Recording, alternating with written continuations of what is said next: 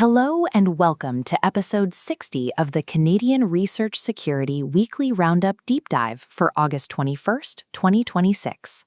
It is a peculiar reality of modern academia that a principal investigator can spend 2 years fighting administration for a basic equipment grant, while simultaneously, and entirely by accident, crowdsourcing advanced research and development for a foreign military. The Western research ecosystem was engineered for maximum frictionlessness.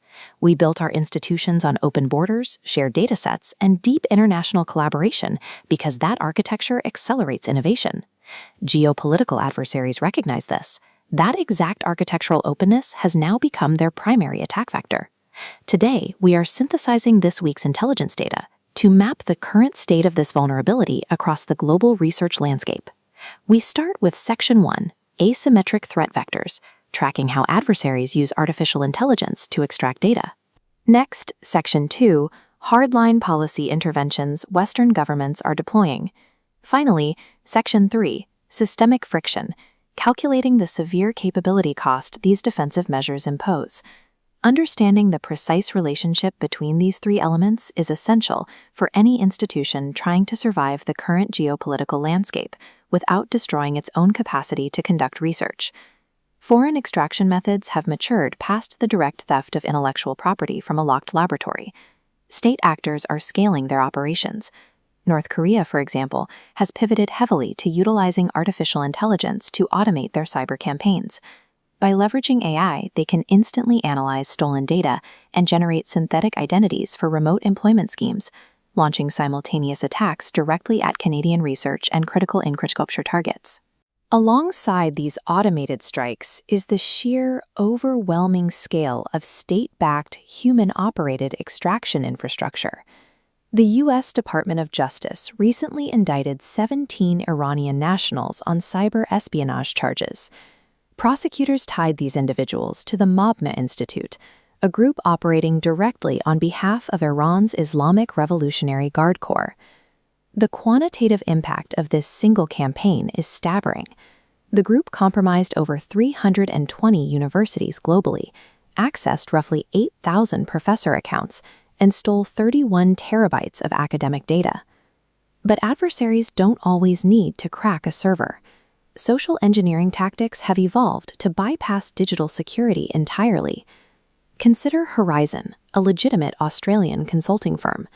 A fake recruitment website spoofed the company's entire identity, creating an elaborate honeypot. It successfully harvested detailed CVs and personal information from job seekers, with high-level access to defense and intelligence networks. These varied tactics share a common goal. Adversaries are prioritizing total data supremacy over the theft of a single finished piece of technology. We see this clearly in China's current push to dominate global AI training datasets. By supplying state-backed data to developing countries, Beijing ensures that narratives aligned with the Communist Party are embedded directly into the foundational logic of future global AI systems. The modern attack surface is no longer confined to a single laboratory network. It encompasses the entire digital and social fabric surrounding the researchers themselves. Western governments are reacting to this reality by forcibly severing any connections they deem too risky, imposing strict regulatory ultimatums from the top down. In Canada, the federal government directly intervened to block Shaokai Denver Zhang, a U.S. executive, from taking a board seat at the Quebec-based laser manufacturer Core Active High Tech. The intervention was driven by the fact that Core Active is owned by a Chinese parent company, Hans Laser. The government blocked the appointment to prevent specialty fiber technology from transferring in a way that could benefit foreign militaries. This defensive posture extends well beyond corporate boardrooms and straight into academia. The Pentagon recently issued a directive targeting 30 top U.S. universities. Institutions including Harvard and MIT must review their foreign academic partnerships. If they do not terminate high-risk collaborations with organizations in China, Russia, or Iran by August 2026, they face a total loss of federal research funding. This strict enforcement also applies directly to individual researcher compliance and disclosure.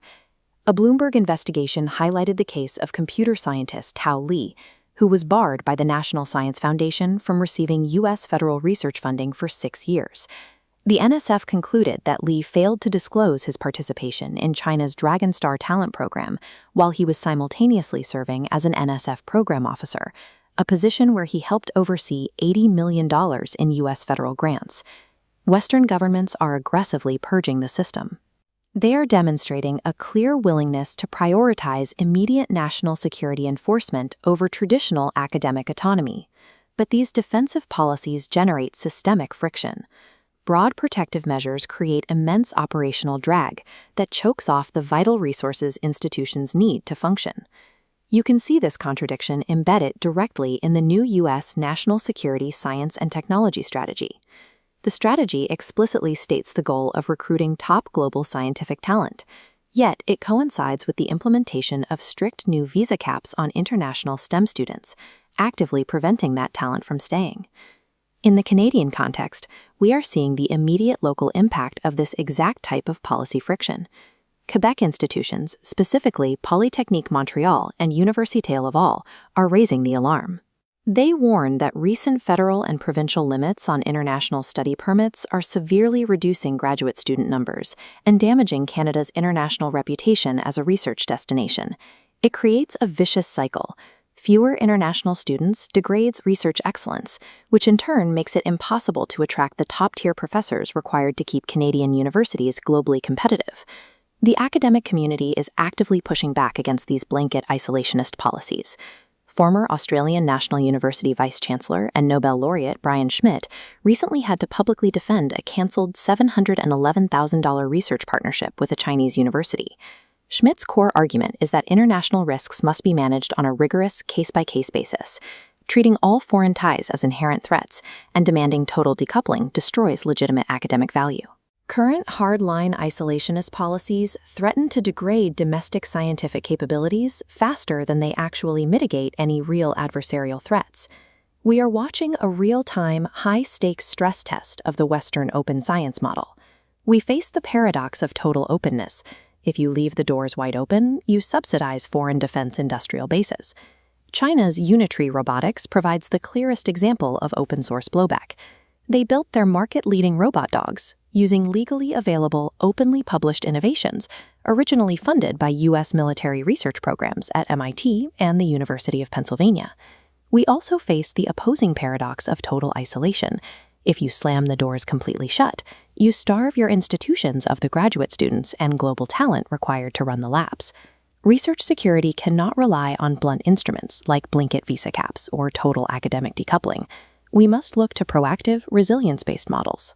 A prime example is Polytechnique Montreal's Ramp Up initiative. This strategy builds security through internal strength. It focuses on concrete investments in domestic biomanufacturing, resilient supply chains, and transparent public engagement, rather than just building higher walls. True national security requires out-innovating our adversaries. That is physically impossible if we legislate our own talent pipelines out of existence. Thanks for watching.